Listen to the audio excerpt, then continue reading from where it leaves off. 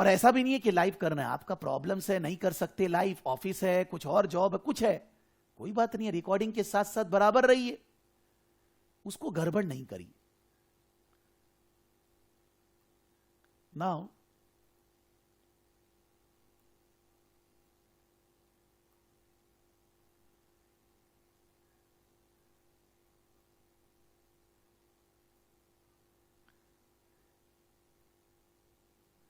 In the subject, what is the name of the subject? Performance management का advance performance management. Advance performance management is deriving from the word performance. So in the entire syllabus, whatever the areas are there, they are focusing on performance evaluation. Again, I am taking my organization example. There is one IT person, there is one registration person, there are counselor, there is peon, there is accountant. मेरे को सबका performance evaluate करना है, क्यों? Who will be given bonus, incentive, who will be given more responsibility, who should be praised. आपको मेरा performance evaluate करना है कि भाई क्लास ठीक से पढ़ाते हैं कि नहीं, सिलेबस कंप्लीट होता है कि नहीं, मॉक टेस्ट लेते हैं कि नहीं। इंस्टीट्यूट को मेरा परफॉर्मेंस इवैल्यूएट करना है, कितने लोग पढ़ते हैं, कितने लोग पास होते हैं, एग्जाम कितने लोग देते हैं, पास परसेंटेज कैसा है। दुनिया में परफॉर्मेंस इवैल्यूएशन सब जगह, मेरे को आपका परफॉर्मेंस इवैल्यूएट करना है। क्लास कौन कर रहा है रेगुलरली, कौन लिख के कर रहा है, कौन मेरी बातें मान रहा है, कौन नहीं कर रहा है, कौन रिकॉर्डिंग नहीं कर रहा है, सब तो दिख रहा है। परफॉर्मेंस इवैल्यूएशन अगर नहीं होएगा तो दुनिया खत्म हो जाएगी। Whether it's a department, divisions, staff, whole organization, from the share holder point of view, from the stake holder point of view, performance evaluation is must. Because if we are doing anything wrong, not doing properly, by doing performance evaluation we will be able to improve. And if we are doing something well, something good, by doing performance evaluation we will be able to repeat that. Performance evaluation होना जरूरी है। लेकिन अब इतने सारे organisation है, इतने departments है, इतने तरह का बिजनेस है, इतना चीज है, सबका performance evaluation same fixed rule थोड़ी ना होएगा। Depending upon organization, business, objective, targets, depending upon level of organization, depending upon the persons, those who are working in the organization, depending upon competitor, internal, external, performance evaluation targets need to be set. और वो performance evaluation target company में ठीक है कि नहीं है, क्या target change करना है, कैसे इवैल्यूएट करना है, क्या टारगेट होना चाहिए, इससे क्या फायदा होएगा, इससे क्या अचीव होएगा, दैट इज इंटायर सिलेबस। आपको सिलेबस ये समझा रहा है। तो आप बोलेगा सर परफॉर्मेंस मैनेजमेंट में क्या पढ़े थे आप? परफॉर्मेंस में भी suppose performance management, there are many who are direct from CA CMA. आपने सीए फाइनल में कॉस्टिंग पढ़ा होएगा, या जो एसीसीए का स्टूडेंट है परफॉर्मेंस मैनेजमेंट पढ़ के आया, मान लीजिए आयुष जी पढ़कर आए हैं, वहां पर हम लोग क्या टॉपिक पढ़ते हैं? Marginal costing, CVP analysis, standard costing, variance analysis, budgeting, risk and uncertainty, some risk analysis, ये टॉपिक्स है। मान लीजिए एक simple example I am taking, standard costing variance analysis. Standard costing variance analysis में हम क्या निकालते हैं कि for doing a job, what should be the cost and what is the actual cost? What should be the material cost? What is the actual material cost? Difference, variance. If the actual material cost is greater than the standard material cost, the variance is adverse. If it is actual cost is lower, it is favorable. For sales, what should be the sale value? What is the actual sale value? What should be the sale quantity? What is the actual sale quantity? In sales also variance. थोड़ा सा performance management में भी भाई variance को कैसे ठीक करेंगे था, यहां पर बस ठीक कैसे करेंगे वही है। वेरिएंस कैलकुलेशन सही है कि नहीं है, वेरिएंस यही होना चाहिए कि कोई और वेरिएंस होना चाहिए, ये वेरिएंस से क्या फायदा होएगा, ये वेरिएंस को कैसे इंप्रूव किया जा सकता है, परफॉर्मेंस क्यों अचीव नहीं कर पा रहे, that is the area we are going to discuss here. आप बोलेंगे वेरिएंस कैलकुलेशन एग्जाम में आ सकता है, आ सकता है। क्या हम लोग पढ़ेंगे? नहीं पढ़ेंगे। बोलेगा आ सकता है, फिर भी नहीं पढ़ेंगे। बात समझिए, आपको वैसे वेरिएंस नहीं आएगा जैसे बचपन में आता था कि आपको दे दिया 10,000 यूनिट्स बनाएंगे, material will be this much, labour hour will be this much, actual is this much, earn up when you studied in the classes. वैसे क्वेश्चन नहीं आ रहा है वेरिएंस निकालने का। So why I will be teaching that to you in the class कि ये variance वो बच्चा लोग निकालता है। That type of variance calculation will be given in the question, वो आपको निकालने नहीं बोलेगा। आपको अगर वेरिएंस कुछ निकालने बोलेगा, सीधा फिगर्स दिया रहेगा कि for doing this job, for IT job, this many staff should be there, एक स्टाफ को पर आवर इतना पेमेंट करेंगे। थोड़ा ऐसा देगा कि आपको चीज को ठीक से पढ़ना है and then calculate variance. Normally अगर आप 10 टर्म्स का पेपर निकालेंगे, 10 टर्म्स, एक बार भी वेरिएंस कैलकुलेशन एग्जाम में नहीं आया है। मैं तो वर्स्ट टू वर्स्ट बात कर रहा हूं, आ गया तो आप ये थोड़ी ना बोलोगे कि वेरिएंस एग्जाम में क्यों आया, that is not part of the syllabus. जितना भी आपने पीएम में पढ़कर रखा है, जितना भी आपने सीए फाइनल कॉस्टिंग में पढ़ा है, वो सब यहां है, बट उसका कैलकुलेशन वैसे नहीं देता है। Because the purpose of the subject is not doing calculations. Calculation are done by juniors. You are getting the data. Now you need to evaluate that whether this performance evaluation data are correct. Whether based on this the performance evaluation can be done. Whether this performance evaluation measure which we have calculated are going to achieve the target of the organization. Whether they will be helping in achieving the objectives, goals, organization system. Whether this will be helping us to achieve our objectives relating to market share, relating to market control, relating to competing in the organizations. क्या ये performance evaluation ठीक है? क्या changes लाना है इस पर? तो कैलकुलेशन पार्ट वो लोग करके देते हैं। क्वेश्चन के अंदर बहुत सारा कैलकुलेटेड फिगर्स दिया रहता है, some time variance, some time budget figures, some time risk return, some all calculation done by them. You need to interpret those calculation from the performance perspective. तो हम लोग कोई बजट बनाना, material budget, labour budget, variance calculation नहीं कर रहे हैं। उनका कोई क्वेश्चन एग्जाम में नहीं आता है। कुछ आएगा भी तो वो इस तरह से आएगा कि आपको कोई वेरिएंस नहीं जानना है, सिंपली उसको अप्लाई करना है, what ever question is given. वैसा 10-15 नंबर का थोड़ा कैलकुलेशन होता है। ज्यादातर important calculation is EVA, economic value added, which we say normally super profit. What is EVA we will discuss after around 20 days. अभी नहीं डिस्कस कर रहे, मैं नॉर्मली बात कर रहा हूं कि what is advanced performance management.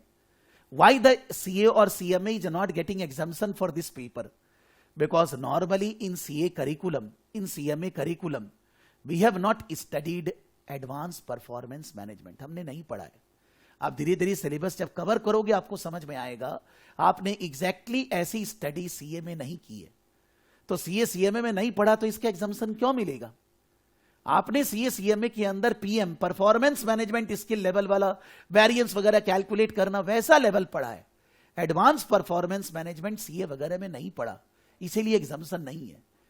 Surjit, you have given AFM exam and you have given in CA final SFM exam. Logically, not because I am saying, what difference you find in ACA final SFM and ACCA AFM? What difference do you gather? More practical. And can we see, we always understand that when we studied CA final SFM, then the benefit of that knowledge we are applying or we are getting in AFM. But AFM exam का approach, study pattern आपके SFM से बहुत अलग है। जब हम लोग कोई like SBR, we have studied in CA final FR, now here SBR, even Arnab Ghosh, you have also given AFM exam. आपको यह दिखता होगा कि एसीसीए का अप्रोच क्या है और सीए का अप्रोच क्या था। सीए का अप्रोच जो भी टीचर लोग पढ़ाते हैं आप देखेंगे उनका वीडियो वगैरह, ये क्वेश्चन 4 साल पहले आया था, ये 5 साल पहले आया था, ये ऐसा था। यहां वैसा थोड़ी ना बात हो रहा है, यहां बात हो रहा है एक प्रैक्टिकल ऑर्गेनाइजेशन है, उसमें ये प्रॉब्लम्स आ रही है, उसमें ये फॉरेन एक्सचेंज का हेजिंग का इश्यूज है, उसके लिए उसके पास ये ऑप्शंस है, आप उसको कैसे सॉल्व करेंगे, कैसे हेजिंग करना चाहिए. The approach is totally different. So ये सब्जेक्ट भी वही है. आप बोलेंगे वेरिएंस और ये सब तो हम निकाला ही है. वेरिएंस आप निकाले हैं, यहां वेरिएंस निकालना नहीं सिखा रहे हैं. वेरिएंस तो आजकल सॉफ्टवेयर से अपने आप निकल जाता है, किसी को नहीं निकालना है, इवन जूनियर को भी नहीं निकालना है. इतना एआई तो आगे बढ़ गया है कि variance calculation automatically done by the ERP system. लेकिन उसके बाद क्या, वेरिएंस निकाल के फायदा क्या हुआ? क्या उससे कोई फायदा मिला? क्या उससे we can improve our performance? Where we are lagging, why we are not able to achieve the performance, what criteria we should be using, what criteria we are not using, what others are doing, आपको वो देखना है. This is called advanced performance management. That they are saying the. तो जब आप हर topic करेंगे लगेगा सब एक ही है. अभी पहला क्लास है, मैं लास्ट क्लास तक ऐसे ही जनरली बोलते रहूंगा, आपको लगेगा सब तो एक ही पढ़ रहे हैं.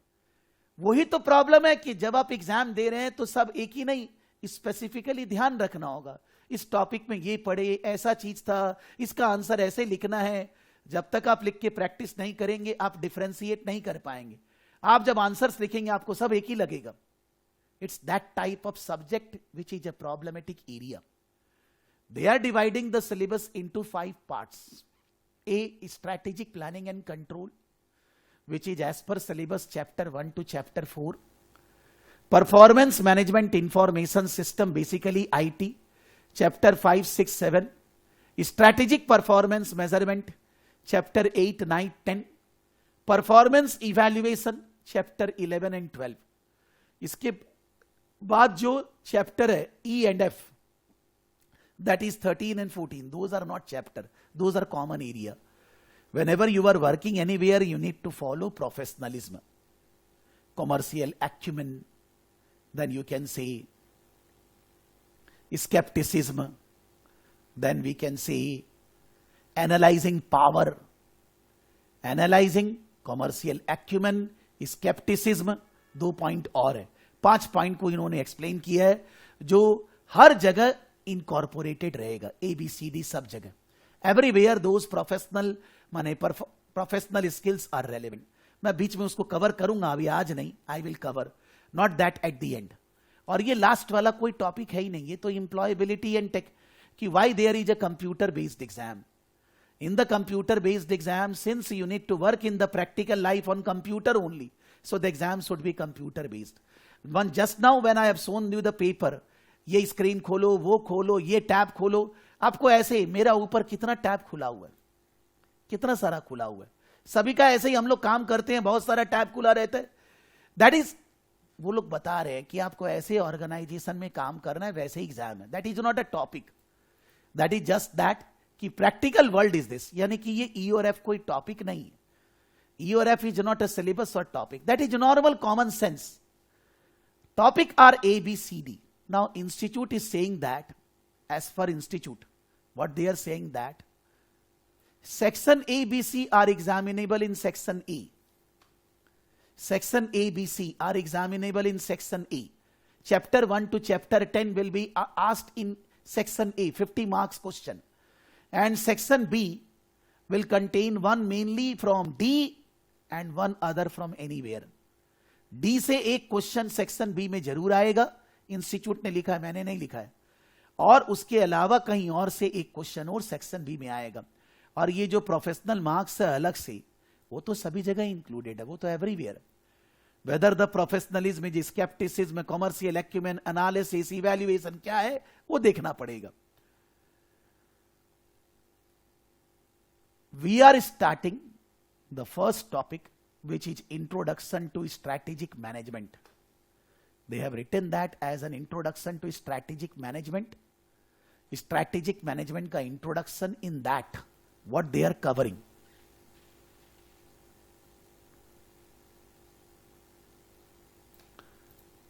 What they are covering. The chapter sets the scene to part A of the syllabus. In section A, there are 4 topics. This is the first topic, strategic performance management. The chapter covers part A of the syllabus, strategic planning and control. They have written part A, chapter 1 to chapter 4, name as strategic planning and control. So under strategic planning and control, this chapter, which is strategic performance management, is introduction to strategic planning and control. It looks at the strategic role of the management accountant as a discipline for planning and controlling performance, so that the strategic objective can be set, monitored and controlled. We will consider the difference between these two roles and look at the different levels of planning and control within an organization, as well as the importance of performance measures in checking towards the achievement of plan set. A central part of this process is to understand how the objective of the organization link to critical success factors and key performance indicators. Next, we will on to benchmarking. An important aspect of strategic planning is to understand how to benchmark performance so that areas for performance improvement can be identified. The next part of the chapter is different models: SWOT, PEST, Porter's, BCG, Porter's generic strategies used to assist in performance management process. And in the final part of the chapter, we discuss risk and uncertainty that exist in the environment and how these risks and uncertainties can be measured and managed, including the impact of the different activities of the stakeholders. क्या हुआ? ऊपर से गया. Don't take tension. Normally जब आप पढ़ेंगे, आप ये सब नोट्स को पढ़ेंगे, मैं नहीं पढ़ने वाला हूं.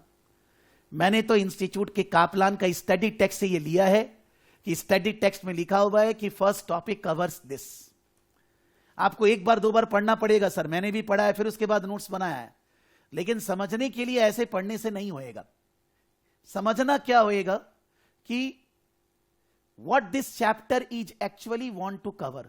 चैप्टर में कवर क्या करना चाह रहे हैं. This is the flow chart. एक बार इसको थोड़ा छोटा कर देते हैं. Just for the time being I am making it small.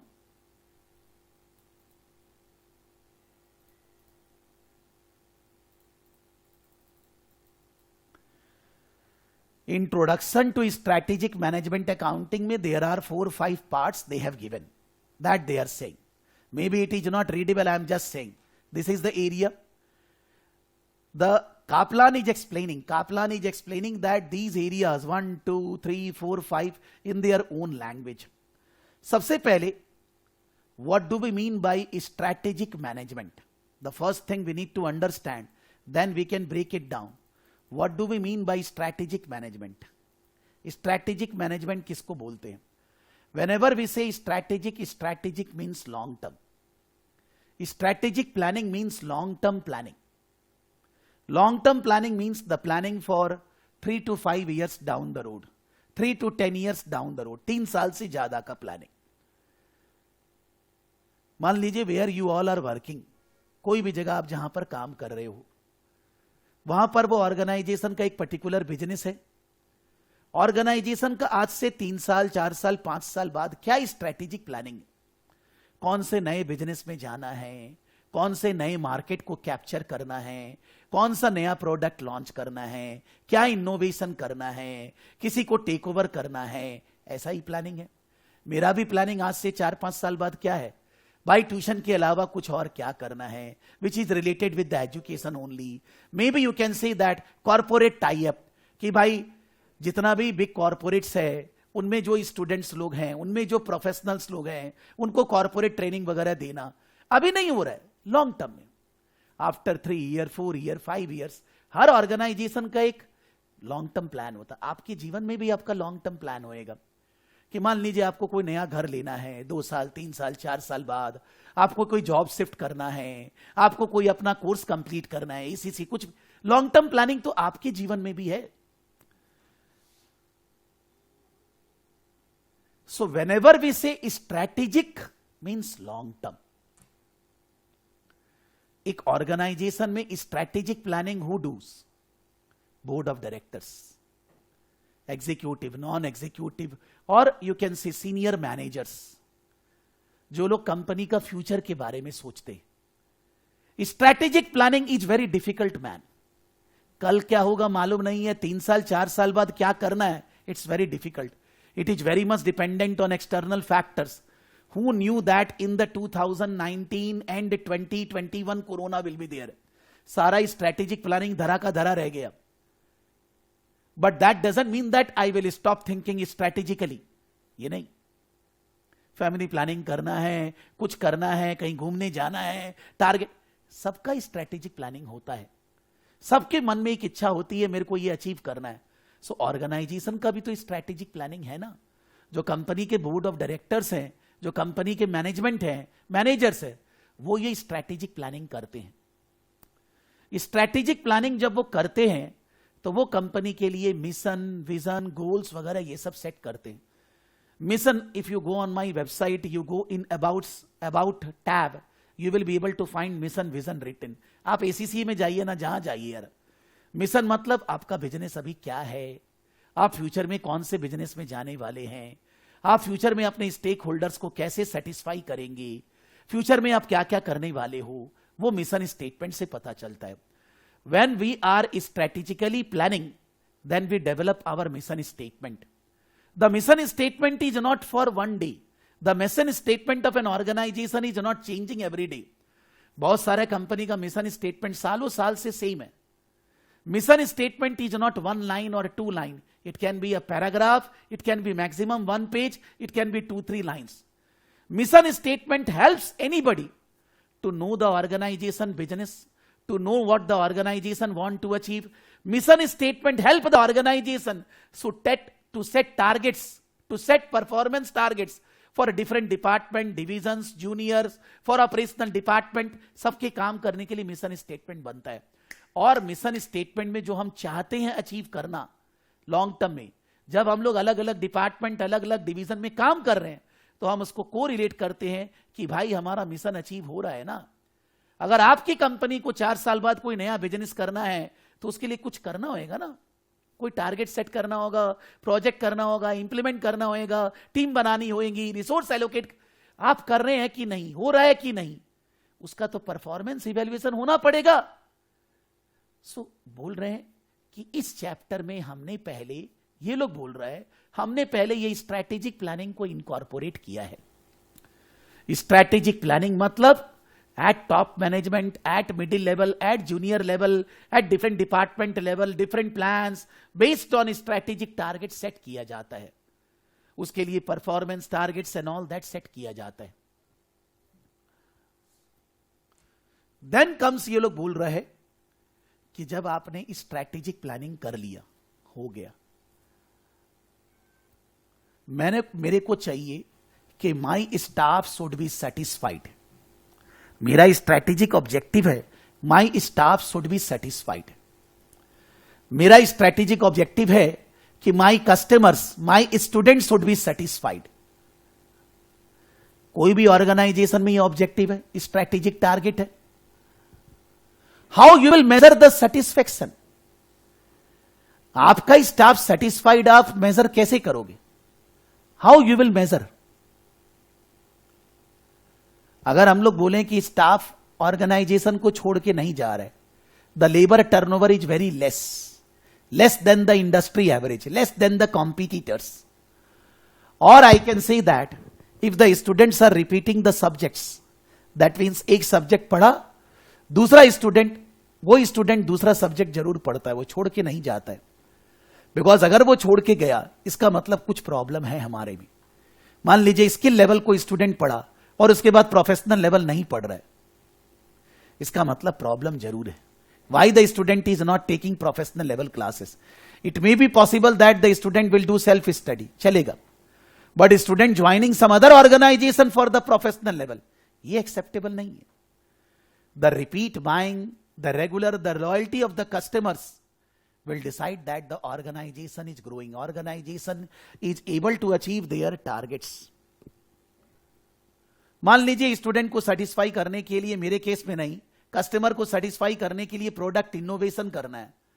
तो प्रोडक्ट इनोवेशन, कितना नया प्रोडक्ट हम लोग लेकर आए, नया प्रोडक्ट से सेल कितना हुआ, this what I am saying, this I have, based on my strategies, based on my long-term targets, something to achieve. But whether that achievement is happening or not, I need to have fixed targets, fixed bound targets, which can be said as KPI, key performance indicators. Those performance indicators may be ratio, may be some calculations, may be financial, may be non-financial. Suppose increase in the market share, increase in the repeat buying by the customers, कुछ भी हो सकता है. When the KPI is improving, that means I am able to achieve my strategic targets. We are saying in every business, in every industry, to achieve your strategic objective in the long term, आपको अपना strategic objective achieve करने के लिए long term में critical areas decide करना होगा, और फिर वो critical areas का की परफॉर्मेंस इंडिकेटर्स पता लगाना होगा. मेरे को नए बिजनेस में जाना है, कॉर्पोरेट ट्रेनिंग देना है, कॉर्पोरेट में एक साथ क्लाइंट मिलेगा, मेरे को ये सब करना है फ्यूचर में जाते हुए. उसके लिए क्या करना होगा? उसके लिए कॉर्पोरेट से कनेक्शन बैठाना होगा. Maybe suppose there is a student taking classes, he referred to his organization that I can teach the entire corporate, or maybe there is a community, there are so many communities nowadays, I will join that community, I will connect with somebody and I will connect with the corporate to give them the training relating to whatever areas they require. मान लीजिए corporate training में जाना है, ये तो मेरा strategic objective हो गया. क्रिटिकल सक्सेस एरियाज क्या है? Critical success areas student satisfaction, staff satisfaction, और I can say that good relationship with ACCA, SEMA Institute. These are the critical areas, critical success factor. But student satisfaction and staff satisfaction measure कैसे करेंगे? How can I say that students are satisfied? When they are repeating the classes with us for the next level, for the further level, for other courses. When the students are passing the exams, when the students are getting ranks. ये जब मैं बोल रहा हूं, then in that case student satisfaction level I am measuring by these key performance indicators. The critical success factor are the areas in which we need to be well, in which we need to perform good to achieve our strategic objective. But those critical success areas, whether we are doing good in those critical areas or not, that depends, that can be evaluated based on की performance indicators. तो आपको कोई industry का detail देगा, बोलेगा उसका strategic objective ये है, बोलेगा उसमें क्रिटिकल सक्सेस फैक्टर ये सब है, बोलेगा उसमें केपीआई ये सब है, बोलेगा आप क्रिटिकली इवैल्यूएट करिए, ठीक है क्या? या बोलेगा आपका स्ट्रैटेजिक ऑब्जेक्टिव ये है, इसमें क्रिटिकल सक्सेस फैक्टर और केपीआई क्या होना चाहिए, जो केपीआई हमारे पास है वो ठीक है कि नहीं, वो क्रिटिकल सक्सेस फैक्टर सही है कि नहीं. In a 4-wheeler industry the critical success factors are mileage. In a 4-wheeler industry also the critical success factor are staff satisfaction. In a 4-wheeler industry also the critical success factors are R&D, new product development, new model development, usage of IT. Critical areas in a, you can see, industry where they are involved in the manufacturing and selling food items. Quality of the food, critical success factor. Customer satisfaction, critical success factor. Delivery of the food to the customer, critical success factors. Her industry का अपना critical areas होता है, और वो critical areas को major करने के लिए KPI. Those KPI cannot be confused. Those KPI are exact calculations. वो कैलकुलेशन KPI का करने से आपको दिखेगा कि ये क्रिटिकल सक्सेस फैक्टर हमने अचीव किया कि नहीं किया. मे बी वो KPI ठीक नहीं है, you should be using another KPI. Some information given in the question, you need to rectify the KPI of the organization, or the KPI should be incorporating this aspect that is not there. मतलब पहले बोला what is strategic management, what is strategic planning. Based on that set the mission, based on that set the mission, vision, goals and objectives. Correlate the goals and objectives with the critical areas, critical success factors. Based on those critical success factors, set the key performance indicators. And those key performance indicators you will compare with your actual performance. Maybe variance, maybe budget, whatever you say. Maybe compare with the other organization competitors. तो जब आप comparison करोगे अपने से तो बात अलग है, जब आप कंपैरिजन करोगे दूसरों से तो बन जाएगा benchmarking. Benchmarking, comparing your performance with others. Suppose Sudipta want to compare his और her performance with Surojit, because वो भी इसी क्लास में हैं, वो भी सेम मटेरियल यूज कर रहे हैं, उनको भी प्रकाश सराफ ही पढ़ा रहे हैं, वो भी एसीसीए कर रहे हैं. So she want to compare herself with Surojit. मैं अपने आप को कंपेयर करूंगा दूसरा ट्यूशन प्रोवाइडर से. नॉर्मली हम लोग कॉम्पिटिटर से अपने आप को कंपेयर करते हैं to analyse whether we are performing well और नॉट. बट कॉम्पिटिटर का इंफॉर्मेशन मिलेगा कहां से? Whether other tuition provider will sit with me and give me the information? No. Those information are available in the public domain, newspaper, article, journals. बस उतना ही. मेरे को competitor का इंफॉर्मेशन प्रॉपरली मिल नहीं सकता.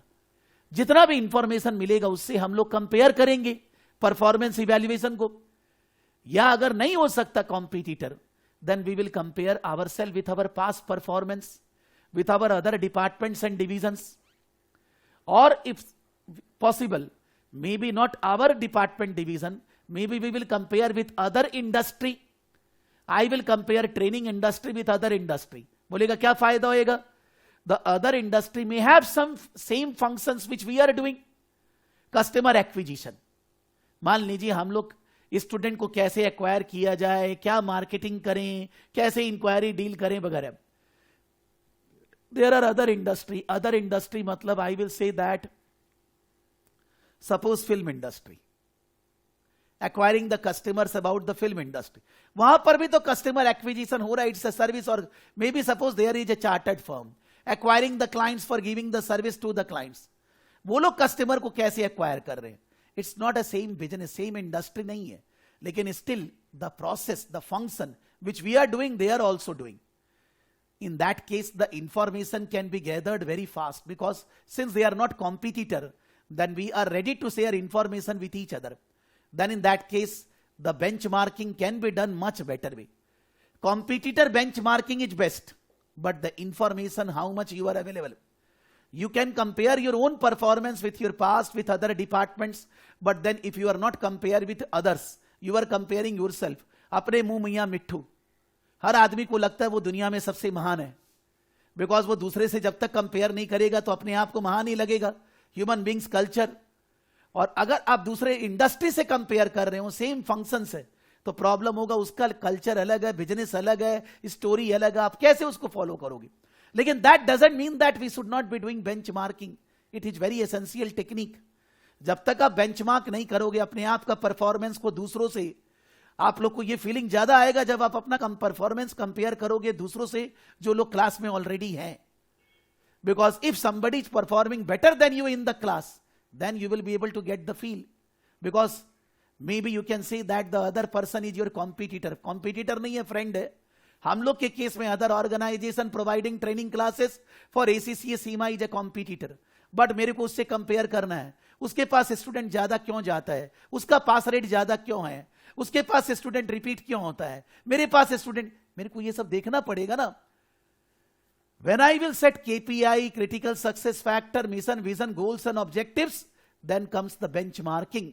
I need to benchmark my performance with others to improve, because that's the subject that is called strategic performance management, strategic management and performance.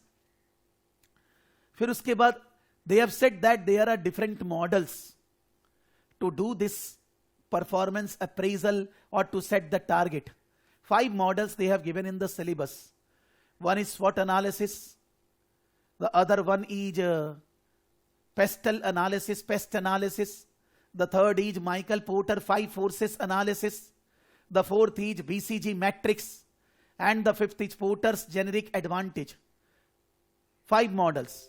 All model will help you to set the performance targets, to analyze the targets, whether it is good or bad, how. Suppose I am doing SWOT analysis, strength, weakness, opportunities and threats. Suppose in my case, I am saying fact, my case, the weakness is proper marketing. We are not doing so much marketing. The students are all coming either looking at the YouTube videos or word of mouth. No Google ad, no Facebook ad, nothing. It's free. Some posts are there, but there is no marketing as such. Up till now I have done. But others are doing that marketing. So they are better in the marketing. We are weak in the marketing term. They are better as against me in respect of marketing the products and services of the organization. So when you do the SWOT analysis, you will be able to find your weakness. And you can convert your weakness into strength. You try to remove your weakness. For that, what should be the target? For that, what should be the performance target? Others are expending in the marketing activity, say in a month 5 lakh. But I am spending laddu. Suppose I started spending 50,000. By that, the results should be analyzed. उससे क्या outcome होना चाहिए? Whether by spending 50,000, there is increase in the number of students or not. I am talking about a profit-oriented organization.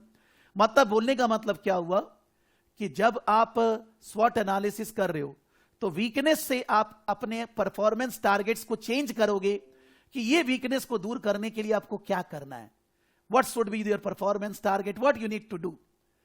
Similarly अगर आप SWOT के अंदर opportunities देख रहे हो, suppose there is big opportunity in international courses. Now the people is not that they are interested in doing only national courses because maybe Arnab छोड़ के चला गया, ठीक है. Arnab is the student in the class who took CA classes from me 10 years back, 10-12 years back. CA final accounts and CA final costing. He is not there in the class, वो छोड़ के जा चुके हैं. अभी उनको उस समय जब मैं सीमा ACCA ये सब बोलता था तो कोई कोई लोग क्लास में आके बोलता था, I have on the classroom there are posters, there are leaflets on the classroom on the door and all that, CIMA CIMA. तो स्टूडेंट लोग कोई कोई लोग ऐसे ही मजाक करता था, सीमा कोई लड़की का नाम है क्या सर, कौन सीमा सीमा ऐसे करता था. According to them maybe at that time there is no value of CIMA, there is no value of ACCA, there is no value of CPA and all that. उनको ऐसा लगता था. I will say that बंदर क्या जाने अदरक का स्वाद. Only that person can know because maybe अभी भी आज भी दुनिया में ऐसे बहुत सारे हैं जिनको लगता है केवल CA और CMA ही ठीक है. We are not saying ACCA is better than CA और सीमा, माने CA CMA. क्वेश्चन ये नहीं आ रहा है. क्वेश्चन ये आ रहा है दुनिया में ज्ञान की जरूरत है. जिस तरह से ज्ञान मिले उस चीज का वैल्यू है. CA बेटर है कि ACCA बेटर है, ये बात ही कोई पूछता है और उसको बता रहा है वो गलत है. वो गलत नहीं है. There are some parameters on which CA overpower ACCA, there are some parameters where ACCA overpower CA. But knowledge तो दोनों कोर्स में ही है, चीजें तो दोनों में ही पढ़नी है. तो उस समय जब हम चालू किए 2009 में, I started teaching Seema 2009, 14 years back. I started with 1 or 2 students, and then after 2014 I am only teaching CIMA, ACCA, CPA and all that only. I just need to say that was strategic planning. My wife suggested me that even though we are teaching CA and all that, and we have good command over management accounting and all that, why not we should be going in international courses also. So I started in office, taught 1 student CIMA in 2009. Then to in next batch in CIMA, somebody came from outside India, stayed in Kolkata and took classes for CIMA with me. Because then in that case his cost is lower than whatever will be his cost in the country where he belongs to. So I mean to say that question ये आ रहा है, आप अगर कोई चीज के बारे में बिलीफ नहीं रखते, आप दूसरे को कैसे कन्विंस करेंगे उस चीज के बारे में. और ऐसा नहीं कि दूसरा कोई गलत है, आपको उसके बारे में क्रिटिकली सोचना पड़ेगा. What I want to say that कि when we are saying opportunities कोई आके आपको बताएगा नहीं. You need to foresee the opportunities कि फ्यूचर में अपॉर्चुनिटीज कहां से क्या मिलने वाला है. Because somebody will think that कि I am means suppose you will think that you are unsuccessful. I will think that I am unsuccessful. I am not unsuccessful. But there are many things which can be done which I have not done. There are many things which I have achieved which was difficult to achieve. ऐसे थोड़ी ना होता है कि बस successful unsuccessful. There are different parameters. What I mean to say that when you analyse opportunities कि market में क्या नया प्रोडक्ट आने वाला है, क्या नया चेंजेस आने वाला है, क्या टेक्नोलॉजिकल चेंजेस आने वाला है, उससे हमें किस बिजनेस में जाना है. So those opportunities you want to capitalise when you have performance evaluation, when you have targets. अगर मार्केट से कोई थ्रेट्स आने वाला है, मान लीजिए गवर्नमेंट अभी बोल रहा है आधार कार्ड को इससे कोरिलेट करिए, तो इसका मतलब पैन कार्ड आधार कार्ड कोरिलेट होने से कोई भी ट्रांजैक्शन करेंगे फटाक से पता चल जाएगा. आप इनकम टैक्स को इतना बेवकूफ नहीं बना सकते. That means any of threats which are going to come, for that you need to have targets, you need to have performance evaluation. So हर एक model, the SWOT model focusing how can you do performance measurement targets, performance evaluation based on SWOT analysis. If I will say PEST analysis, means political, economical, social, technological. Political, economical, social, technological. Political, Congress, BJP, Mamata Banerjee, whoever. Her political party का motive, the way of functioning and all that अलग है. कोई भी नया political party अगर आएगा तो वो नियम कानून को चेंज करेगा, देश को अलग तरह से चलाएगा. You are in the country, so you will be affected by the political parties, norms, rules, regulation changes. So वो जो पॉलिटिकल चेंजेस आएगा उससे आपका परफॉर्मेंस चेंज होगा, परफॉर्मेंस टारगेट्स चेंज होगा, परफॉर्मेंस इवैल्यूएशन में चेंजेस आएगा. Political, economical, interest rate, inflation, per capita income, GDP, employment level, all these are economical factors. They are going to affect our business, the performance targets, because of that it's going to be affected. Then we can say social, demographics, knowledge level, skill level of the persons, some particular culture of a society or something, that is going to affect your business again. Technological advancement in technology, AI or anything is definitely going to change our business, our performance targets and evaluation. So by analyzing PEST in your business, you will be able to analyze what should be the performance targets. The third, Porter's 5 forces. Every industry, there are 5 factors which affect the industry. Those 5 factors are called Porter's 5 forces. 5 factors are bargaining power of buyers, bargaining power of suppliers, threat of substitutes, threat of new entrants, rivalry among the existing firms. Bargaining power of buyer, supplier, substitute, new entry, and rivalry among competitors. Buyer. In my industry, who are the buyers? You all are buyers. You are buying the classes. Now in my industry, whether the bargaining power of buyer is high, according to me high. Because if I am charging high fees, then in that case you can join at other organization. Obviously quality is also important, but then there are many training providers where you can join. Whether they are good or bad, how the student will come to know? Very less chance. जितना भी inquiry आता है किसी को ये मतलब नहीं है कि कोर्स का क्वालिटी कैसा है, उससे कोई सर फीस क्या है, बस. I am not saying that they are bad, but the question is that the competition is based on price in any industry is not good. In my industry, दुनिया का हर industry में ऐसा ही है भाई, मेरा चूल जाइए, आप कोई बिजनेस ढूंढ लीजिए, कस्टमर का बार्गेनिंग पावर बहुत हाई है. Because customer are fully knowledgeable, social media से सब इंफॉर्मेशन उनके पास आ रहा है, तो इंफॉर्मेशन होने के कारण bargaining power of customers are very high. यानी कि कोई भी इंडस्ट्री में है आप, मोनोपोली कहीं नहीं है, मोटा मोटी. अब आपको एग्जांपल देंगे, बात अलग है. Normally no industry there is no monopoly. Bargaining power of customers is very high. Buyer, आप कभी भी कुछ गड़बड़ करेंगे, बायर दूसरा जगह चला जाएगा, दूसरे सप्लायर आपसे नहीं लेगा सामान. This is not good for any industry. यानी कि कोई भी इंडस्ट्री में आप है, आप पैसे ज्यादा नहीं कमा सकते, because bargaining power of buyers is high. Bargaining power of suppliers, जिनसे हम लोग कंप्यूटर लेते हैं, इंटरनेट लेते हैं, इलेक्ट्रिसिटी लेते हैं, कैम, जिनसे आप रिसोर्सेस लेते हैं, अगर उनका बार्गेनिंग पावर हाई है तो इन दैट केस आपके इंडस्ट्री बिजनेस के लिए अच्छा नहीं है. If there bargaining power is high, that means it is not good for your business or industry. जैसे समझ लीजिए, in all the computers what I am using, Microsoft, और इसके अलावा क्या है, एप्पल, और तो कुछ है नहीं भाई, दो ही तो सॉफ्टवेयर प्रोवाइडर है कि आप कोई भी कंप्यूटर लैपटॉप यूज करोगे या तो एप्पल का iOS चलेगा या माइक्रोसॉफ्ट चलेगा, और तो हो गया. यानी कि दे बोथ है मोनोपोली. आप कोई भी कंप्यूटर लेंगे तो या तो आपको माइक्रोसॉफ्ट या iOS लगाना है.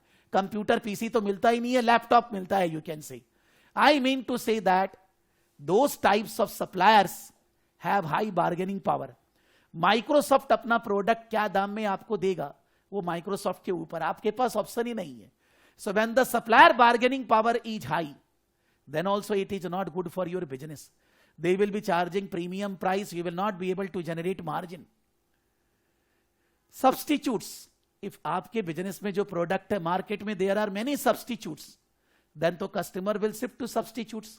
Tea, coffee, if the tea prices are lower than the coffee, people will drink tea, not coffee. If you consider they as a substitute, if you consider airline, motor car or a train are all substitutes, it's upon you sir. If you consider that as a substitute, ज्यादा substitute होने से आपके business में adverse effect पड़ेगा. If I will say rivalry among the existing firms, जो players लोग हैं, मान लीजिए suppose I am talking about airline company और I am talking about Reliance, Airtel, this company. Reliance अगर दाम गिराएगा, Airtel और गिराएगा, एकदम झगड़ा करते हैं वो लोग. In any industry where the players are fighting for the prices, reducing the prices, that is not good for the industry. When the players are together and they are coming to agreement that the price in the industry will not be lower than this, nobody should be selling below this, then it is good for the industry. Why the players fight in the industry and all that, why they don't come as a team, that's a question mark. Then we say new entrants. If suppose there are 100 players teaching ACCA, and tomorrow 100 more, next day 100 more, ऐसे करके 10 दिन में 1000 हो गया, बहुत problem है. In any business, new persons, new organization, new entrants will be there. They will be affecting the capacity. There is no increase in demand, capacity increases, it is adverse effect on the industry. आप बोलेंगे इससे performance evaluation का क्या मतलब है? भाई performance evaluation तो इन्हीं से निकलेगा. अगर बार्गेनिंग पावर ऑफ बायर्स है आपके इंडस्ट्री में, आपको उसको मैनेज करना है, तो आपको बायर को मैनेज करने के लिए क्या परफॉर्मेंस टारगेट सेट करना है? रिपीट बाइंग होना चाहिए, प्राइसेस कम चार्ज करना है, क्वालिटी इंप्रूव करना, ये सब आपका परफॉर्मेंस टारगेट्स होएगा. So based on this models you will be able to analyze performance targets for your organization for different departments and divisions. Then come Porter's generic advantage. Porter का एक और, Porter generic advantage says that if you are in a business, in an industry, you need to analyze the industry in two aspects. Whether it is a cost leadership or whether it is a product differentiation. Suppose we are talking about training classes. Training classes में student को quality चाहिए कि student को मतलब है पैसा कम लगना चाहिए? अगर मेरे को ऐसा लगता है कि ट्रेनिंग क्लासेस में स्टूडेंट को क्वालिटी से कोई मतलब नहीं है, they are only concern with the lower cost, then मेरे को अपना बिजनेस में क्वालिटी पे ध्यान देना बंद कर देना चाहिए. I am not saying that I need to destroy the quality, but I just need to focus on cost minimization, cost leadership. But if there is an industry, suppose in my business, in my industry, quality of the classes is more important, not the prices. So maybe the cost is higher. I should focus on increasing the quality. अलग अलग industry है, कौन सा industry में cost important है, कौन सा में क्वालिटी है, ध्यान देना है. We need to understand there are two types of industry. One is big, broad, and one is narrow. In a broad industry, you need to think about cost or differentiation, anyone. But in case of narrow, you need to think about cost and differentiation both. मेरे हिसाब से ACCA, SEMA and all that is a narrow industry. Because if we say that a student is studying CA, around lakh plus in India. A student is studying ACCA. If you exclude the universities and all that, because university has ACCA tie-up, that is not a common retail students. The students in ACCA are not more than 5,000 in retail term. So there is no comparison between CA student and ACCA students. If you consider whole world, then we may consider still, even we consider whole world, then also ACCA students are less than the CA students, then also. अभी question ये आता है, if you consider a narrow market, narrow industry, वहां पर आपको cost पे भी ध्यान देना होगा एंड डिफरेंशिएशन पे भी ध्यान देना होगा, better quality at the lowest price, दोनों देखना होगा. But if you are targeting a bigger market, broader industry, then in that case either cost or differentiation. According to Porter, lower cost, high quality, both together impossible. Porter बोलता है, आप बोलेंगे, मैं बोलूंगा नहीं. Porter is saying this, कि cost भी कम थी और बढ़िया से बढ़िया सामान संभव नहीं संभव है. तो अगर कॉस्ट इंपॉर्टेंट है, क्वालिटी पे ध्यान मत दीजिए. अगर क्वालिटी इंपॉर्टेंट है, कॉस्ट को इग्नोर करिए. But if it's a narrow market, then दोनों ध्यान देना होगा. That is based on the market which you are serving, based on cost, based on differentiation, the performance targets will be set. There is another model, BCG, Boston Consulting Group model, Boston Consulting Group matrix, BCG. BCG is saying that every organization dealing in different products and services, like suppose in our case, ACCA, CIMA, CPA, आप बोलेंगे sir अब बार बार अपना ही बात क्यों बोलते हैं. अब कोई क्वेश्चन करेंगे तो उसमें जो एग्जांपल होगा वो ले लेंगे. Suppose here I am using the example of ITC tobacco one, ITC fast moving consumer goods FMCG another, ITC paper another, ITC hotel another. मान लीजिए 4 ले लिया हमने, 4 अलग अलग. There are many business of ITC 4. ITC tobacco वो भी ले सकते हैं, just for the timing. Suppose ITC tobacco, अगर आप कोई भी दुकान में सिगरेट स्मोकिंग के लिए जाएगा, जो सिगरेट दुकान में रखा हुआ है जो लेंगे 90% से ज्यादा आईटीसी का है. कोई भी नाम हो, सब आईटीसी का ही है. यानी कि आईटीसी का पूरा इंडियन मार्केट में, बाहर मेरे को मालूम नहीं है, ज्यादातर बाहर भी मोनोपोली है टोबैको में. लेकिन टोबैको में tobacco sale is increasing every year or decreasing? Tobacco sale, demand in the market is increasing or decreasing?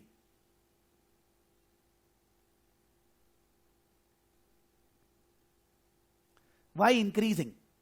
Because you were saying young persons are becoming chain smoker, they are increasing the smoking. Those who are leaving the smoking are very less. Those who are leaving the smoking are very less. There are more and more persons are increasing the smoking and doing the smoking. हमारे office में जितना भी male person है सब smoking करता है. मैं नहीं करता हूं. अच्छा हूं खराब ये नहीं बोल रहा. स्मोकिंग इज गुड और bad I am not saying. I am just saying that in my office all male members are doing smoking. About female I don't know. Now the question is that India is a young populated country.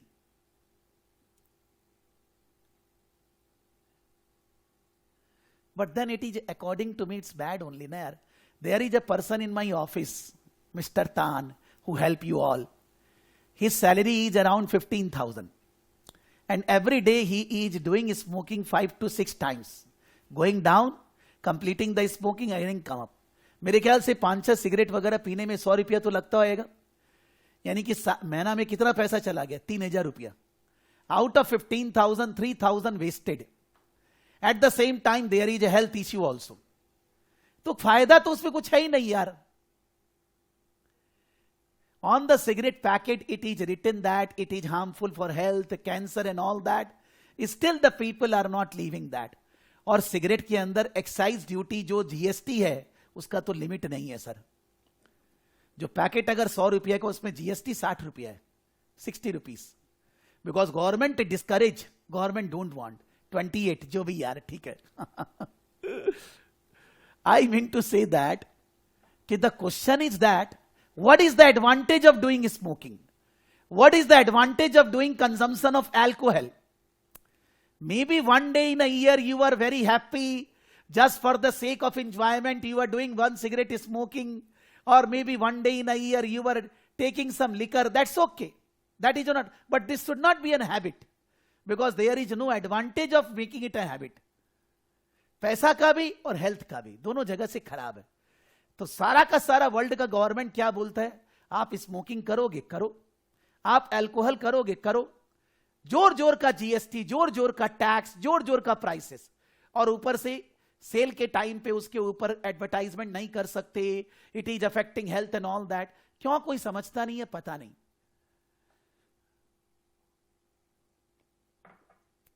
What we are saying that tobacco business of ITC is a growing industry, and in that growing industry ITC is a leader, ITC is a star. Tobacco is a growing industry. The growth in the industry, I don't know how much, maybe double digit, कि last year जितना cigarette पूरा India में बिका, इस साल उससे 10% ज्यादा। That means it's a high growth industry. When the growth in the industry is in double digit and you are the leader in that industry, you have the maximum market share. ITC has 95% market share. Then we say that according to BCG, ITC is coming under star category. ITC का tobacco business star है. Now other business FMCG. FMCG में भी growth in the industry is very good. साबुन, तेल, shampoo, खाना पीना,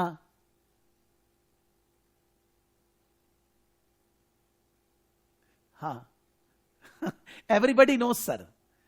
now I am talking about FMCG. FMCG मतलब जो भी आप घर में खाना पीना करते हैं, दाल चावल आटा है, सब कुछ। आईटीसी आशीर्वाद आटा है, बहुत से वर्ती करके है sir. Their growth in the industry is also greater than 10%. But suppose in this market, ITC is not the leader. Procter and Gamble is there, Nestle is there, Hindustan Unilever is there, many are there. तो उस market में ITC is not a star. ITC is there in this business, a growing industry, but the share of ITC is not that much which others have. We say that in BCG matrix, it is question mark. The category of FMCG, I'm just a hypothetical taking example. I don't have exact data. मैं hypothetically बोल रहा हूं समझने के लिए. Then we say this is a question mark. Then comes what I should say. Hotel. Suppose hotel में growth in the industry is not high. You can say, sir, coming. Base सब समझना है. We are saying that just hypothetically अलग अलग category में डाल रहे. So hotel I am taking in the what I should say, the industry which is not growing very well, but in the hotel the ITC has good market share, suppose, because ITC hotel 5-star hotel you will get everywhere. So they have good market share, but the growth in the industry is not very very high. At the time of corona so it was very bad. So BCG says that it is cash cow. And the fourth which I said, paper. Suppose the growth in the industry is very bad and even market share of ITC paper is also very bad. Na to industry mein growth hai because people are more concerned, we should not cut trees, more and more work on computer, laptop, so paper usage consumption are less. This is a down industry, and at the same time ITC is not having good market share also. So BCG matrix says that it is dog. This is hypothetical example. It depends upon data given in the question. I am to just hypothetically. Depending upon your 4 different corners, based on growth in the industry, based on the market share, you are coming into star, you are coming into question mark, you are coming into cash cow, you are coming into dog. Based on the category of your division or industry or the product, the performance targets will be set. Like for star category, always you need to think about more innovation, more better development, more, because even though cigarette is not good for health, but ITC को तो cigarette में पैसा लगाते ही जाना पड़ेगा, नहीं तो कोई और स्टार बन जाएगा, खत्म हो जाएगा भाई. पैसा लगाओ, इन्वेस्टमेंट करो, रिटर्न लाओ, मार्जिन बढ़ाओ और कस्टमर को अट्रैक्ट करो. That's different strategy. In case of question mark में market is good but you are not able to increase your market share.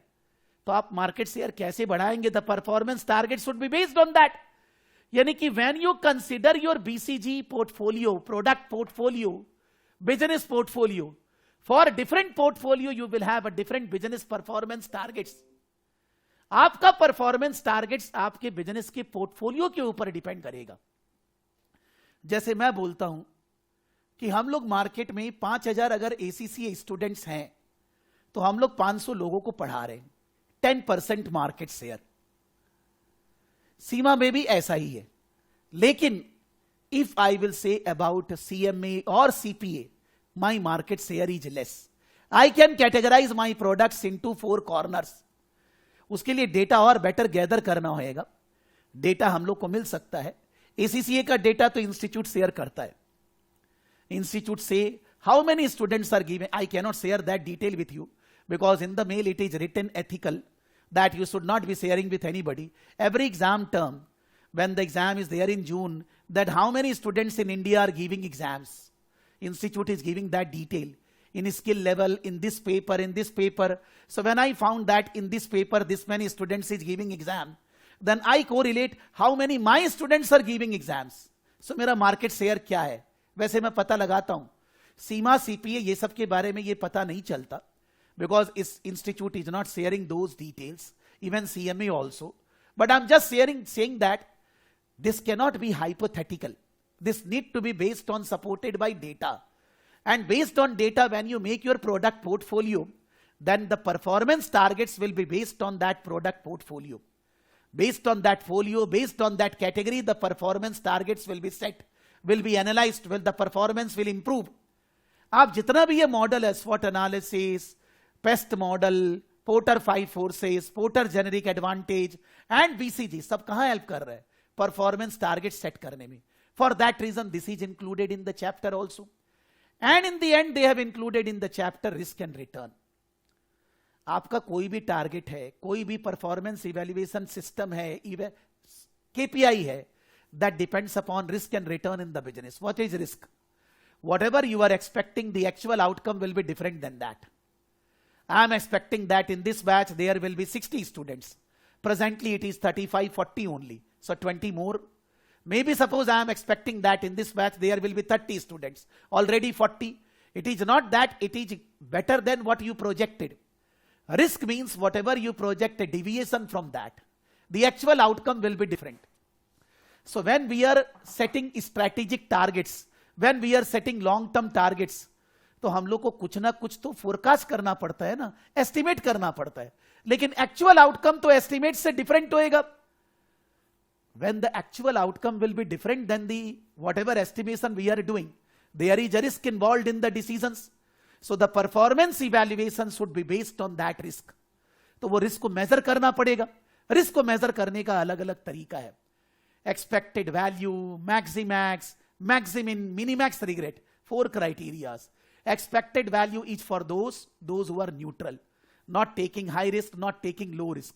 Maximax is for those who are taking high risk, very aggressive. Maximin is for those who are very pessimistic, don't want to take much risk. And minimax, regret, those who want to reduce the chances of losses, reduce the wrong decisions. उसका calculation भी है. लेकिन बोलने का मतलब क्या हो रहा है कि अगर आपको परफॉर्मेंस टारगेट सेट करना है फ्यूचर के लिए, स्ट्रैटेजी, कोई डिपार्टमेंट, कोई डिवीजन, तो आपको वहां रिस्क और रिटर्न देखना पड़ेगा, रिस्क और अनसर्टेनिटी को एनालाइज करना पड़ेगा. जब आप रिस्क और अनसर्टेनिटी को एनालाइज करेंगे तो आपको इकोनॉमिक वैल्यू, माने एक्सपेक्टेड वैल्यू, मैक्सिमैक्स, मिनिमैक्स, ये सब पे ध्यान देना होगा.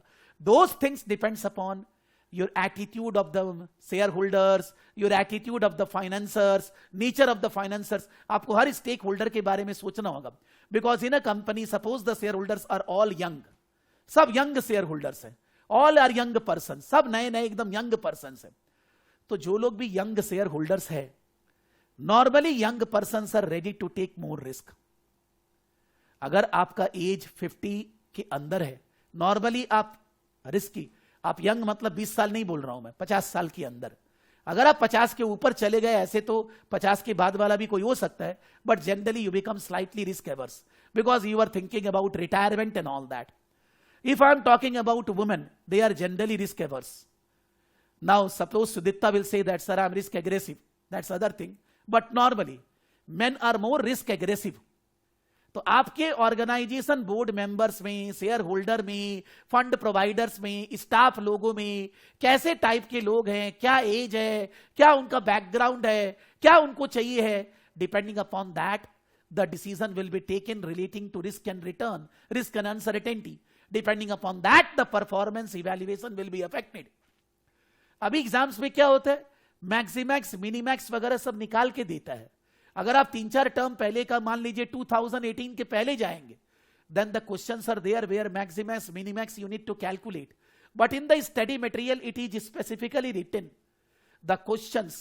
You can read the study material, I am not opening. In the exams the question will not be there asking you calculate maximax maximin and all that. वो सब calculate करके दिया रहेगा, आपको उसको इंटरप्रिटेशन करना है, आपको देखना है कि उससे परफॉर्मेंस में क्या चेंजेस आएगा, परफॉर्मेंस टारगेट्स में क्या चेंजेस करें, क्या त्रुटि है उसको ठीक कैसे करें। That is they have included in the first topic as introduction to strategic performance management. The first part is what is strategic performance management, what is the planning and the control, then at different levels, that senior level, middle level and this level, then based on that mission, vision, goals, objectives, then critical success factor and KPI for that, then there are benchmarking and different models, and then the risk and return. जब मैंने अभी पढ़ा था, ये लोग उसी चीज को अपने लैंग्वेज में लिख रहे हैं। जब आप चीज को समझेंगे तो ये नहीं कि you can write this in the same language, but you get the confidence that I can write in my language. The subject criteria is this only, you can't mug up anything. मैं फिर से पढ़ रहा हूं जो मैंने पहले पढ़ा था। This chapter sets the scene for part A of the syllabus, 4 topics. The name of part A, strategic planning and control, 4 topics are. उसमें से first chapter it looks at the strategic, this is not first chapter, normally what is strategic planning and control, it looks at strategic role of the management accountant. Management accountant का काम है organisation का strategic goals को achieve करना, उसके लिए help करना as a discipline for planning and control, so that the strategic objectives can be set, monitor and control. और स्ट्रैटेजिक मैनेजमेंट अकाउंटेंट का काम है स्ट्रैटेजिक टारगेट सेट करना, गोल सेट करना और उस गोल के बेसिस पे ऑर्गेनाइजेशन का परफॉर्मेंस इवैल्यूएशन करना। We will consider the difference between these 2 roles, that is setting the target and evaluating, and look at the different levels of planning and control. हम लोग 4 chapter में ये दोनों रोल के बारे में धीरे धीरे पढ़ेंगे। Checking the achievement of the organization, और ऑर्गेनाइजेशन ने अचीव किया कि नहीं। अभी इस चैप्टर में क्या पढ़ रहे हैं? A central part of this process is to understand how objectives of the organization linked to CSF and KPI. ये इस चैप्टर का पार्ट है कि कंपनी का जो भी स्ट्रैटेजिक ऑब्जेक्टिव है उसको CSF और KPI से कैसे कोरिलेट करें। Next we will move into benchmarking. An important aspect of strategic planning is to understand how benchmarking performance so that the areas for performance can be improved. आप CSF KPI को दूसरा industry, दूसरा competitor, उससे compare करेंगे, benchmarking करेंगे।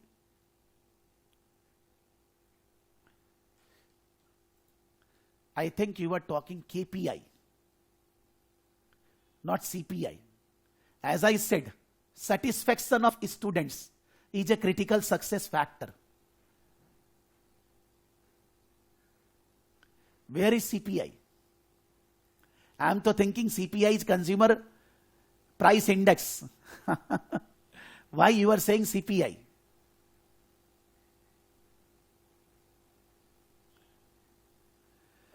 Sir, in my industry or in my organization, we used to calculate CPI and KPI differently. KPI is basically measuring the performance, and when there is a monetary value is added with it, we used to say it is a CPI. For example, every student needs to score 60. That is a KPI. Let's say for your industry. ठीक है। However, if any student score more than 70, they will get a monetary benefit. But if any student is scoring less than 35, that person will be penalized. ठीक है। So for your industry, 35% is the CPI for lower limit. 70 is the CPI for higher limit. Higher limit means that would be outflow for you, and if it is 35 terms is associated. So in your organization, I understood.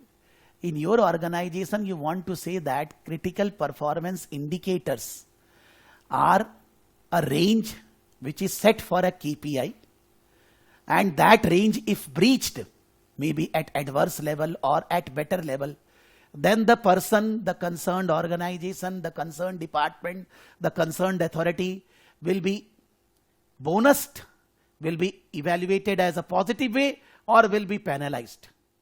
So for critical performance indicators, as per your understanding, what you said is basically the limits. If that limit breached, then in that case there is a penalty or there is a bonus. But normally the target is 60. So the key performance indicator target is 60. But if it is reaching beyond this level or below this level, then in that case there is a good or bad performance. So you are setting along with the KPI a range also. मेरे ख्याल से, या मैं ऐसा सोच रहा था, जब आप पहले फिगर नहीं बोला, एग्जाम्पल नहीं बोला, मैं ऐसा सोचा कि we are saying that in my case the pass percentage should be greater than institute average pass percentage.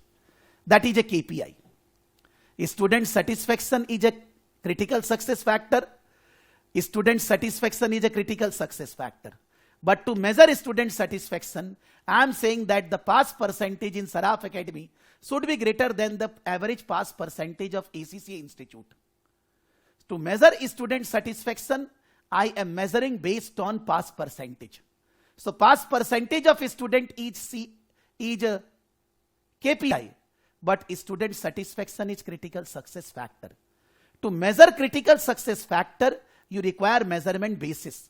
That measurement basis is called KPI. And critical performance indicators, according to my understanding, if you forget what example you have given,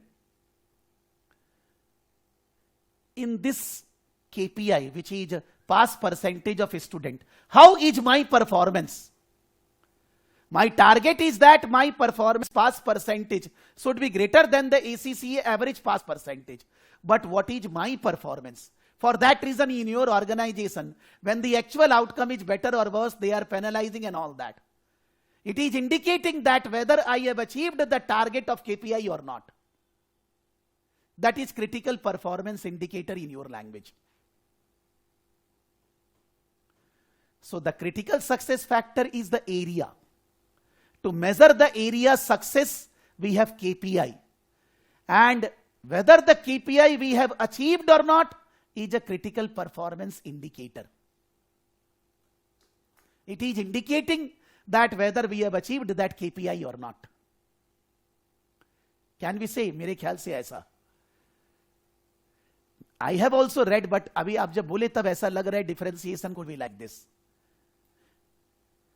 Next, we will move on to benchmarking, an important aspect of strategic planning to understand where we are lagging as compared to others. The next aspect of chapter looks at 5 models used to assign performance management process.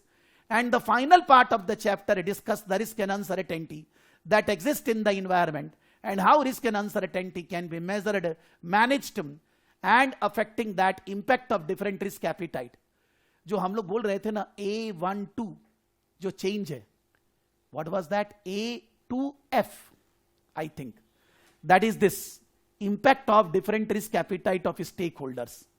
That was may not be there properly, but that impact of different when you are taking, if I am doing business, any business venture in my business, मेरा कैसा nature है, कैसा मैं सोचता हूं, my wife, we are the decision maker. तो हम लोग का जैसा नेचर है, जैसा कल्चर है, हम लोग वैसा ही रिस्क लेना चाहते हैं. Mean to say that when you are setting your performance evaluation targets, those performance evaluation targets very much affected by the risk characteristic, risk and uncertainty of the organization. क्या project कर रहे हैं, क्या business कर रहे हैं, क्या department में है, उसमें रिस्क कैसा है, हम लोग वो रिस्क क्यों ले रहे हैं, उसके बेसिस पे परफॉर्मेंस टारगेट सेट्स. तो इसलिए रिस्क को एनालाइज करना जरूरी है. That risk and uncertainty based on the stake holders of the organization, share holders, suppliers, customers, financiers, general government and all that. वही सब स्टेक होल्डर्स होता है, उनके बारे में सोचकर रिस्क एंड रिटर्न अफेक्ट होता है. And depending upon that the critical success factor, the performance evaluation factor will be decided.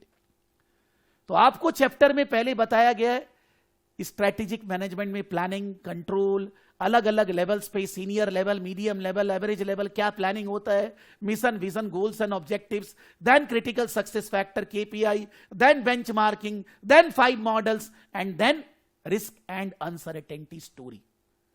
That is, they are saying introduction to strategic planning and control. Strategic planning और control अगर आपको करना है तो आपको पहले ये सब करना होगा. मैं नहीं बोल रहा मैंने पढ़ा दिया खत्म हो गया, खत्म नहीं हुआ है. मैंने तो एक इंट्रोडक्शन दिया है, आपको एक समझाया है कि what they want to cover in the topic. Now, suppose we have done CA or CMA or maybe ACCA skill level. ये सब बीसीजी हो सकता है नहीं हो, बट सारा चीज पहले कहीं ना कहीं कुछ अलग तरह से पढ़ा हुआ है. टेंशन नहीं लेना है, यहां पर जो नोट्स है उसको अच्छे से रीड करना है. अच्छे से रीड करने के बाद अगर जोश हो, अगर हो, रीड कौन सा तक करना है, खाली फर्स्ट टॉपिक. सेकंड टॉपिक का भी नोट्स बना हुआ है, उसमें कुछ चेंजेस मेरे को करना है. सेकंड टॉपिक का नोट्स अभी आप नहीं पढ़ेंगे, बिकॉज मैं अभी नेक्स्ट दिन ये फर्स्ट टॉपिक ही पढ़ाऊंगा. अभी कहां कुछ नहीं पढ़े हैं. On the basis of first topic I will be discussing some questions in the class. Maybe if the time permit I will be taking a test in the class based on first topic. When I will do some questions, then I will be going into the next topic. अभी तो मैंने केवल basic है. मैं बोल रहा हूं कि मैं क्लास में जो मैंने ये सब लिखा है मैं रीड नहीं कर रहा हूं. There is no point reading this, it will be very boring. In short, from different books, from institute website, technical article, from tutor resources, from Kaplan study text, from different places, the notes are gathered. तो आपको अलग अलग जगह research नहीं करना है. Research is done. You read the notes. Read करने के बाद अगर आपके पास टाइम रहे, because next Monday we are going to meet, so for that reason अगर टाइम रहे तो आप स्टडी टेक्स्ट के अंदर कुछ क्वेश्चंस रीड करिएगा, समझिएगा. और भी ज्यादा टाइम आपके पास पढ़ने का, you can do some questions in writing. But मैं अभी क्लास में इनके ऊपर क्वेश्चंस डिस्कस करूंगा. I will be discussing some questions को relating the theoretical aspects, how we can write the answers, what they are asking, कैसे बढ़िया से स्ट्रक्चर कर सकते हैं, वो डिस्कस करूंगा. कम से कम 3-4 questions, so that different areas we able to cover. कुछ क्वेश्चन मेरे को डिस्कस करना है, calculation of expected value, maximax, minimax, because even though we don't need to do calculation, but अगर मैं एक बार थोड़ा समझाऊंगा नहीं, then you will not be able to interpret that in the exam. तो मेरे को वो भी करना है, यानी कि पूरा क्लास इसी में जाएगा नेक्स्ट दिन. बट ये सब्जेक्ट ऐसा ही है, ऐसे ही पढ़ाई होएगा. ये सब्जेक्ट एएफएम और एसबीआर जैसे नहीं है, where it is fixed calculations, rules है, वैसे यहां कुछ फिक्स्ड नहीं है. It's an open ended subject.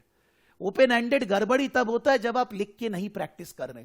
तो आपसे जितना बन पड़े, reading the notes, writing some question और answer, if possible you do.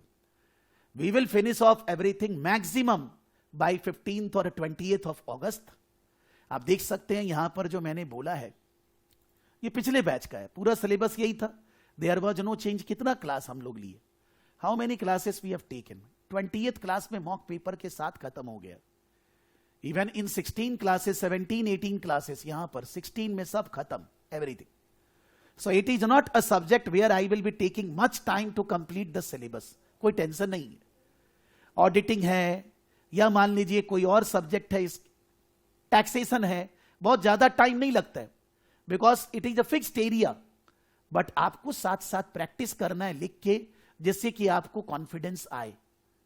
तो अभी आपके लिए होमवर्क है रीडिंग, कम से कम 2 times reading of the notes, class slides given to you. If you find times, do some questions from study text. और ज्यादा time है एग्जाम किट से भी करिए, मैं कहां बोल रहा हूं. बट मैं अभी नेक्स्ट दिन इसी टॉपिक को आगे बढ़ाऊंगा. We will continue with this topic in the next class, because it is just basic introduction given what is involved in the first topic, and basic introduction given about performance management. What is advanced performance management, जिससे कि आप subject को start कर पाए. Okay, leaving for today. Meeting in the next class, Monday, Wednesday. Live class link you will be getting one day before the class. Monday class link on Sunday, Wednesday class link on Tuesday. Okay, tada, bye bye, take care, study hard.